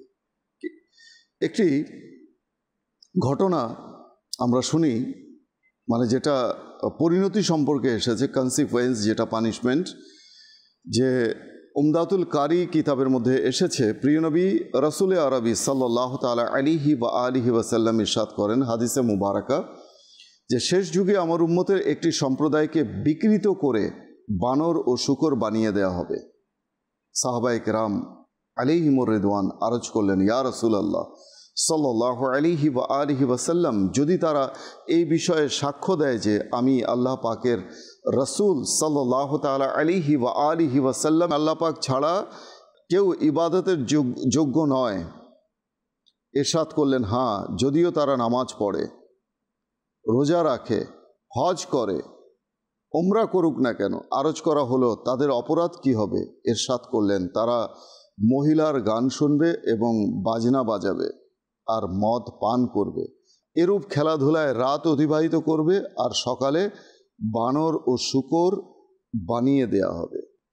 আল্লাহ তাআলার পানা, আল্লাহ তাআলা আমাদের সকলকে এই গর্হিত কাজ থেকে, গুনাহ থেকে আমাদেরকে বিরত থাকার তৌফিক দান করুন। আরও কিছু কুফরি কালাম সম্বলিত গান রয়েছে, যেমন আমরা এগুলো অহরহ শুনে থাকি এবং অনেকেই যারা গাইতে পারে তারা গায়। যেমন সেই গানগুলো কি, গানের চয়নগুলো কি, तुम्हारे सिवा कुछ ना चाहत करेंगे कि जब तक जिएंगे मोहब्बत करेंगे, सजा रब जो देगा वो मंजूर होगी, बस अब तो तुम्हारी इबादत करेंगे।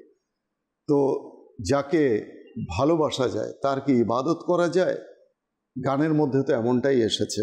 পাশাপাশি এও এসেছে, সাজা রব জো দেগা ও মঞ্জুর হোগি, মানে আল্লাহ তাআলা এই জন্যে যে শাস্তি আমাকে দেবে তা আমি মঞ্জুর করে নেব, কবুল করে নেব। আল্লাহ তাআলার শাস্তি গ্রহণ করার মতো ক্ষমতা কি আমাদের আছে?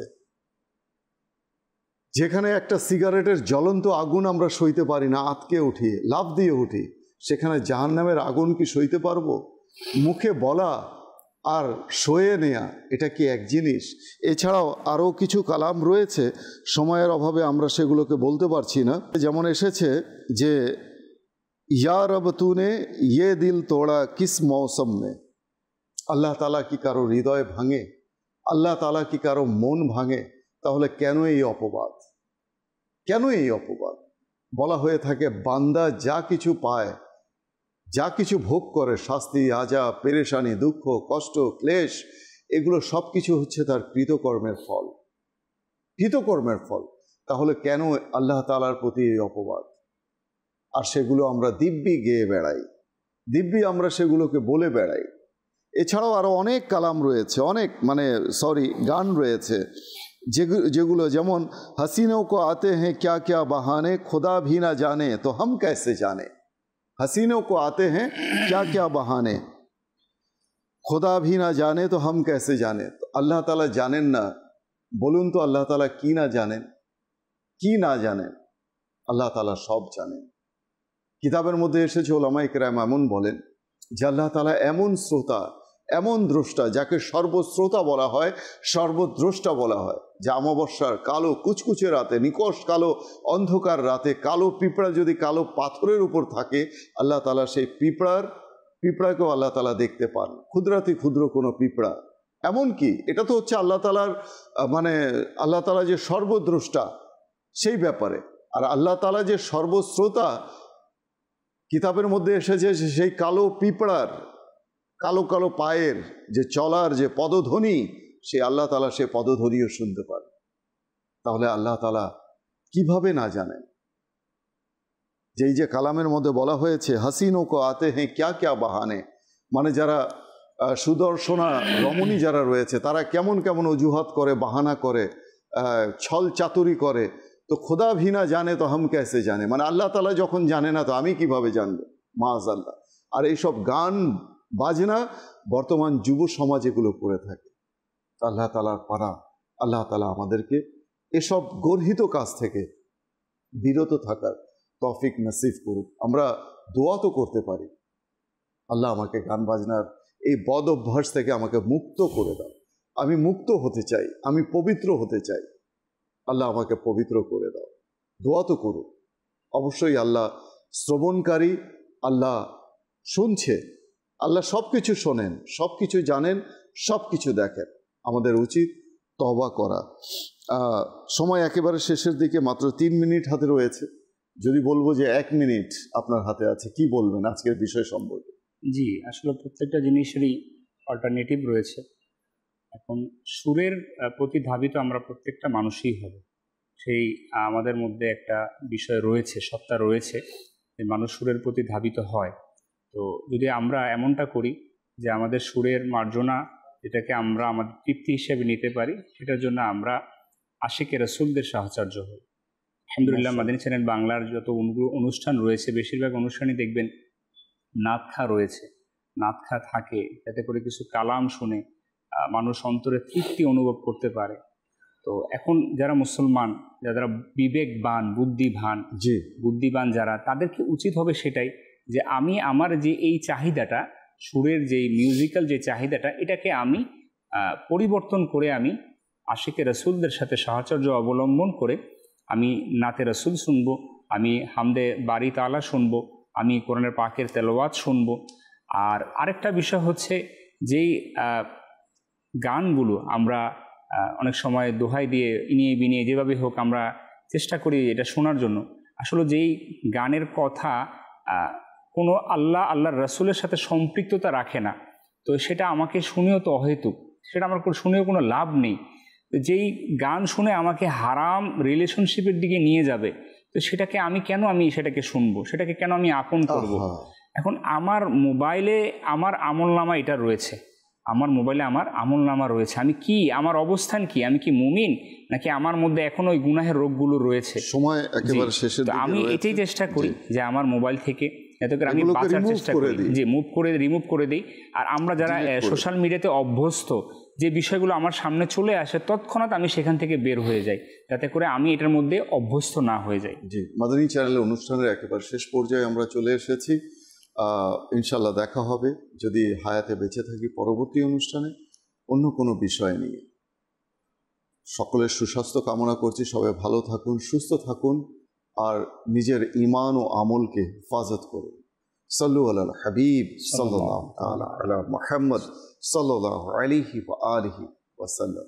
হাই সকলে সহে ছুটে রবকে করে